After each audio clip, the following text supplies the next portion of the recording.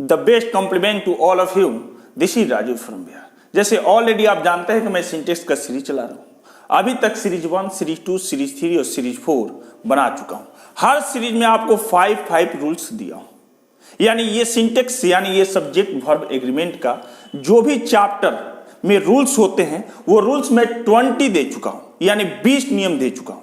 आज मैं 21 to 25 यानी 20 से लेकर 25 तक रूल्स बताने वाला हूं। इस रूल्स में नए क्या हैं, आप बने रहिए वीडियो में, आपको एक एक रूल्स समझ में आएगा।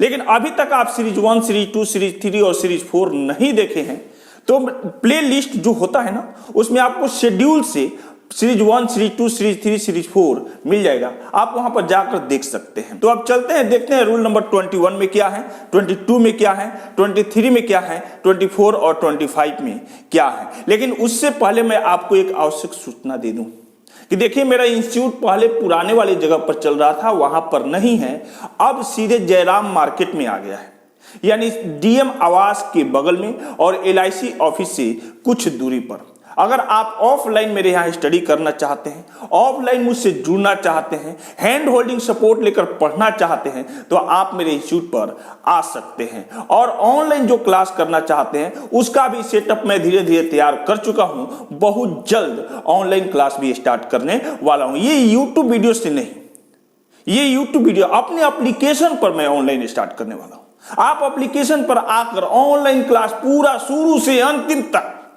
जीरो से हीरो तक, नाउन से लेकर के नायरेशन तक आप सीख सकते हैं। तो बने रहिए इस सिंटेक्स चैप्टर में। देखते हैं कि सिंटेक्स चैप्टर में 21, 22, 23, 24 और 25 नियम्स क्या है। तो सबसे पहले 21 रूल्स के बारे में बात करें तो देखिए 21 रूल्स क्या कह रहा है कि many, a good many, a great many का प्रयोग बहुत के अर्थ में होता है। देखिए मेनी आज तक आप क्या जानते थे, मेनी ही जानते थे, लेकिन बहुत का इंग्लिश जो होता है मेनी होता है, अ गुड मेनी होता है, अ ग्रेट मेनी होता है, सेवरल भी होता है, SEVERAL सेवरल भी होता है, ठीक है ना।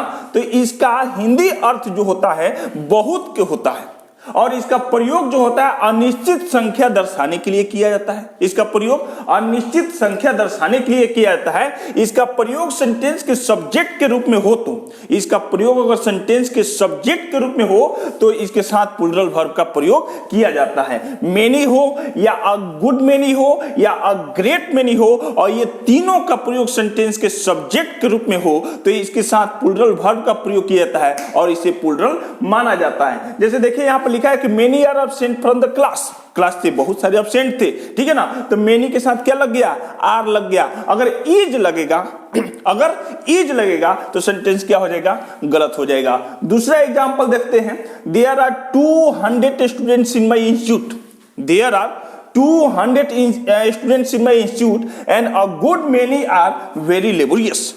मेरे इंस्टीट्यूट में टोटल 200 छात्र हैं, टोटल 200 छात्र और छात्राएं हैं और वो बहुत सारे जो हैं वो क्या हैं, लेबोरियस है, मेहनती है। There are 200 students in my institute and a good many is, अगर मेनी इज का प्रयोग करेंगे तो सेंटेंस क्या हो जाएगा, रॉन्ग हो जाएगा, गलती हो जाएगा।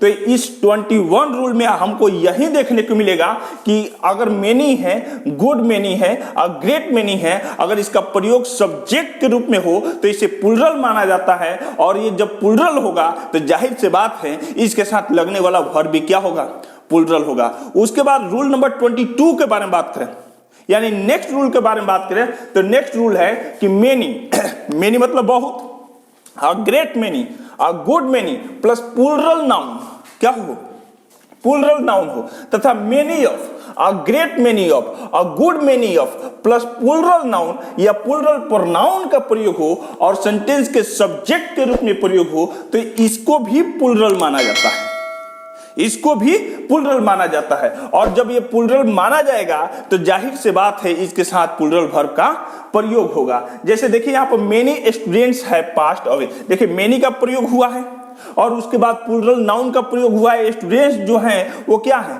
प्लूरल नाउन है, तो मेनी स्टूडेंट्स है पास्ट, तो हैव भी है क्या है, प्लूरल है। तो मैं बोला ना कि मेनी का प्रयोग किसके रूप में हो, सब्जेक्ट के रूप में हो और उसके बाद आने वाला जो नाउन हो वो प्लूरल हो तो उसके साथ प्लूरल वर्ब का प्रयोग होगा।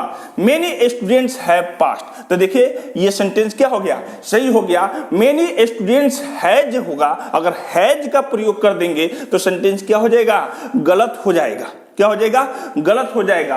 अ गुड मेनी ऑफ अस क्या है जी, प्रोनाउन है, वी का ऑब्जेक्टिव फॉर्म है। तो a good many of us have gone to Shimla, हम लोगों में से बहुत ऐसे आदमी हैं, बहुत लोग हैं, वो कहाँ गए हैं, शिमला गए हैं। तो हैव का प्रयोग हुआ है इसलिए सेंटेंस सही है। लेकिन अगर यही हैज का प्रयोग हो जाए, a good many of us has gone to Shimla, तो सेंटेंस क्या हो जाएगा, गलत हो जाएगा। क्या हो जाएगा, गलत हो जाएगा। Many of the criminals were arrested, बहुत सारे क्रिमिनल्स क्या हो गए, अरेस्टेड हो गए। ठीक है ना, तो वर का प्रयोग हुआ है इसलिए सेंटेंस क्या हो गया, सही हो गया। Many of the criminals was arrested, बहुत सारे क्रिमिनल्स अरेस्टेड हुए थे, तो ये सेंटेंस क्या हो जाएगा, गलत हो जाएगा। तो कभी भी याद करके रखिएगा, ध्यान में रखिएगा कि अगर मेनी का प्रयोग हो, अ ग्रेट मेनी का प्रयोग हो, अ गुड मेनी का प्रयोग हो और साथ में प्लूरल नाउन लगा हो, या many of, a great many of, a good many of और साथ में प्लूरल नाउन और प्लूरल प्रोनाउन का प्रयोग हो और इसका प्रयोग सब्जेक्ट के रूप में हो, तो इसे प्लूरल माना जाता है। और जब ये प्लूरल होगा तो जाहिर सी बात है कि इसके साथ लगने वाला वर्ब भी क्या होगा, प्लूरल होगा। क्या होगा, प्लूरल होगा। तो ये रूल नंबर 22 भी आपको समझ में आया होगा। रूल नंबर 23 के बारे में बात करें, मैं ये टोटल आपको 1 2 3 4 5 6 7 8 तक नहीं दूंगा, टोटल 50 रूल्स दूंगा, 50 नियम दूंगा। 50 नियम अगर आप अपने माइंड में उतार लिए, अपने दिमाग में रख लिए, तो I hope subject verb agreement न समझने वाली कोई बात ही नहीं रह जाएगी, आपको 100 में 100% समझ में आएगा। तो प्लीज आपसे एक रिक्वेस्ट है कि अभी तक आप मेरे चैनल को सब्सक्राइब नहीं किए हैं, बेल आइकन को नहीं बजाएं घंटियां, ठीक है ना, तो प्लीज बेल आइकन को जरूर प्रेस कीजिएगा ताकि अगले वीडियो का नोटिफिकेशन आपको मिलता रहे।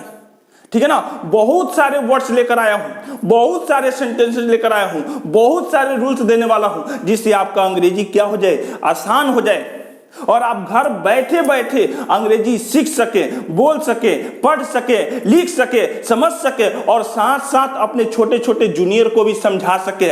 उससे भी ना हो सके तो किसी स्कूल, कोचिंग, कॉलेज में जाकर पढ़ा भी सके, कुछ माल पताई भी कमा सके। इतना तक तो जरूर मैं बना सकता हूं। अगर आप मेरे वीडियो से कंटिन्यू जुड़े रहेंगे तो आपको रीडिंग स्पीकिंग ही नहीं, टीचिंग भी आ जाएगा। ठीक है ना, बोलने पढ़ने मात्र भर नहीं, पढ़ाने भी आ जाएगा आपको। ठीक है ना, तो आई होप आपको रूल नंबर 22 समझ में आया होगा। नेक्स्ट बात करें रूल नंबर 23 की, तो 23 कह रहा है कि मेनी ए, अब देख लीजिएगा, मेनी ए, मेनी एन और प्लस सिंगुलर काउंटेबल नाउन हो।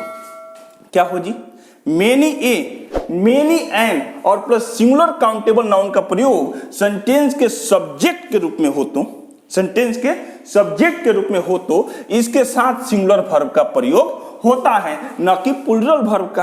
तो ये मतलब ये हो गया ना भाई, तो सिंगुलर का होगा many a boy, many a boy goes to school in time, बहुत सारे बच्चे समय पर स्कूल जाते हैं। ठीक है ना, तो many a boy goes to school in time. आपको ये सब रूल पहली बार मिल रहा होगा, आप पढ़े होंगे केवल noun pronoun verb adverb conjunction tense, खत्म हो गया नरेशन। ना ना ना ना ना, ये सब्जेक्ट वर्ब एग्रीमेंट का चैप्टर है, ये कॉमन ईरर का चैप्टर है, ये कॉम्पिटिटिव लेवल का एग्जाम जो होता है ना उसका चैप्टर है, ये सिंपल चैप्टर नहीं है।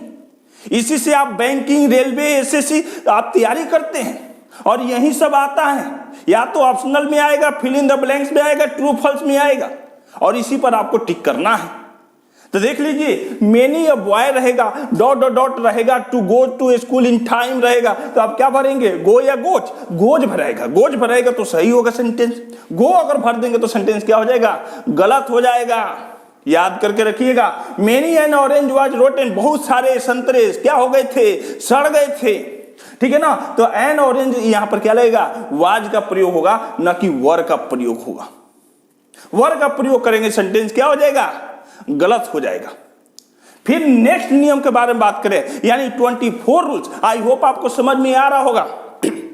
अगर नहीं समझ में आ रहा तो नीचे कमेंट करके मुझे बताइए कि कहां नहीं समझ में आ रहा है। नहीं कमेंट कर सकते हैं तो डायरेक्ट कॉल कीजिए, मुझसे बात कीजिए, मुझसे कनेक्ट होइए, मुझसे जुड़िए। मैं 100% आपको एश्योर कराता हूं कि आप अंग्रेजी सीख कर ही जाएंगे मेरे चैनल से।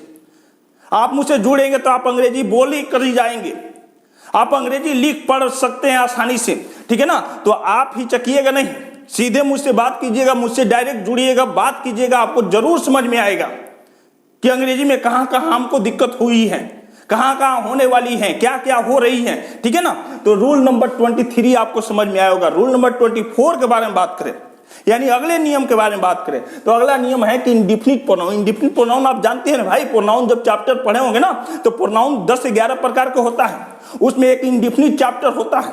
इंडिफिनिट में जैसे someone, anyone, everything, something, no, many, ये सब क्या है? इंडिफिनिट प्रोनाउन है। तो वही कह रहा है कि indefinite pronouns everybody, somebody, nobody, anybody, everything, everyone, someone, no one, anyone का प्रयोग अनिश्चित व्यक्ति के लिए होता है। डिफिनिट मतलब निश्चित होता है, इनडिफिनिट मतलब अनिश्चित होता है, जिसका कोई निश्चित न हो, ठीक है ना। तो समबडी मतलब क्या? कोई व्यक्ति, कौन है, कहां का है, क्या नाम है, ये पता नहीं है, इसे इंडिफिनिट प्रोनाउन कहेंगे। समवन है, नोबडी है, एवरीवन है, एनीवन है, ये सब इंडिफिनिट प्रोनाउन है। और इसका हिंदी क्या होता है जी? अनिश्चित व्यक्ति की, क्या होता है? अनिश्चित व्यक्ति, उस व्यक्ति का निश्चित कोई न हो, इसे सिंगुलर माना जाता है। इसे क्या माना जाता है? सिंगुलर माना जाता है। तथा इसके साथ सिंगुलर वर्ब का प्रयोग होता है जब यह सेंटेंस के किसी सब्जेक्ट के रूप में प्रयोग हो तो। यानी इंडिफिनिट प्रोनाउंस के जितने वर्ड्स होते हैं, जितने वर्ड्स होते हैं, ये सिंगुलर होते हैं। और जब ये सेंटेंस के सब्जेक्ट के रूप में प्रयोग हो, जब सेंटेंस के सब्जेक्ट के रूप में प्रयोग हो, तो इसके साथ सिंगुलर वर्ब का प्रयोग किया जाता है। जैसे देखिए, everyone wants to qualify in the NDA examination. हर व्यक्ति, प्रत्येक व्यक्ति क्या करना चाहता है? एनडीए एग्जामिनेशन को क्वालिफाई करना चाहता है। तो एवरीवन के साथ किसका प्रयोग लग गया? वांट्स का। अगर वांट का प्रयोग होगा, सेंटेंस क्या हो जाएगा? गलत हो जाएगा। क्या हो जाएगा? गलत हो जाएगा। तो वहीं कह रहा है कि everyone wants to qualify in the NDA examination. Everyone want to qualify in the NDA examination, sentence जो है वो गलती होगा। उसके बाद है someone has stolen my pen. किसी ने मेरा कलम चुरा लिया है, किसी ने मेरा कलम चुरा लिया है। तो हैज का प्रयोग है, इसलिए सेंटेंस सही है। अगर हैव का प्रयोग कर देंगे समवन के बाद, तो सेंटेंस क्या हो जाएगा? गलत हो जाएगा, एरर आ जाएगा, ठीक है। तो आई होप आपको 24 रूल्स भी समझ में आया होगा, 24 रूल्स भी समझ में आया होगा। लास्ट इस एपिसोड के रूल्स के बारे में बात करें, यानी आज का जो वीडियो क्लिप का लास्ट रूल के बारे में बात करें, तो लास्ट रूल है कि इंडिफिनिट प्रोनाउंस, वही इंडिफिनिट प्रोनाउंस जो व्यक्ति विशेष के लिए इस्तेमाल हुआ था, अब वस्तु विशेष के लिए इस्तेमाल होने वाला इंडिफिनिट प्रोनाउन के बारे में जानते हैं। Indefinite pronouns everything, something, nothing, anything, ये क्या है? वस्तु विशेष के लिए इस्तेमाल होते हैं। इसका का प्रयोग अनिश्चित वस्तु के लिए होता है। पहले तो अनिश्चित व्यक्ति था, अब अनिश्चित वस्तु आ गया, अनिश्चित वस्तु के लिए होता है। इसे सिंगुलर माना जाता है तथा इसके साथ सिंगुलर वर्ब का प्रयोग होता है, इसके साथ सिंगुलर वर्ब का प्रयोग होता है, ठीक है ना। तो अब देखिए, जब ये सेंटेंस के सब्जेक्ट के रूप में होगा, तो जाहिर से बात है, जब ये सिंगुलर है तो सिंगुलर वर्ब का प्रयोग होगा, क्योंकि ग्रामर का नियम कहता ही है कि एसएसपीपी, एस मतलब सब्जेक्ट सिंगुलर हो तो वर्ब भी सिंगुलर लगेगा, और सब्जेक्ट प्लुरल हो तो वर्ब भी प्लुरल लगेगा। तो ये कह रहे हैं कि एवरीथिंग लुक्स ब्यूटीफुल इटसेल्फ, सब कुछ खूबसूरत दिखाई देता है, सब कुछ खूबसूरत है, ठीक है ना। तो एवरीथिंग के साथ क्या लग गया? लुक्स। लुक जो होता है ना, वो क्या होता है? प्लुरल होता है, और लुक्स जो होता है वो सिंगुलर होता है। लुक V1 जो होता है वो प्लुरल होता है, और लुक्स V5 जो होता है वो सिंगुलर होता है। तो एवरीथिंग लुक्स ब्यूटीफुल इटसेल्फ, ये सेंटेंस सही है। एवरीथिंग लुक ब्यूटीफुल इटसेल्फ, ये सेंटेंस गलत है। Nothing is impossible in our life, हमारे जिंदगी में कुछ भी असंभव नहीं है। हाँ, आदमी अगर चाह दे तो सब कुछ संभव है। Everything is possible in my life, मेरे जिंदगी में सब कुछ संभव है। तो एवरीथिंग के साथ इज का प्रयोग हुआ, एवरीथिंग के साथ इज का प्रयोग हुआ, ये सेंटेंस सही है। लेकिन एवरीथिंग के साथ अगर आर का प्रयोग कर देंगे, वर का प्रयोग कर देंगे, सेंटेंस क्या हो जाएगा? गलत हो जाएगा। वही कह रहा है कि nothing is impossible in our life, nothing के साथ इज का प्रयोग हुआ, ये सेंटेंस सही हो गया। नथिंग के साथ अगर आर का प्रयोग हो जाएगा तो ये सेंटेंस क्या हो जाएगा? गलत हो जाएगा।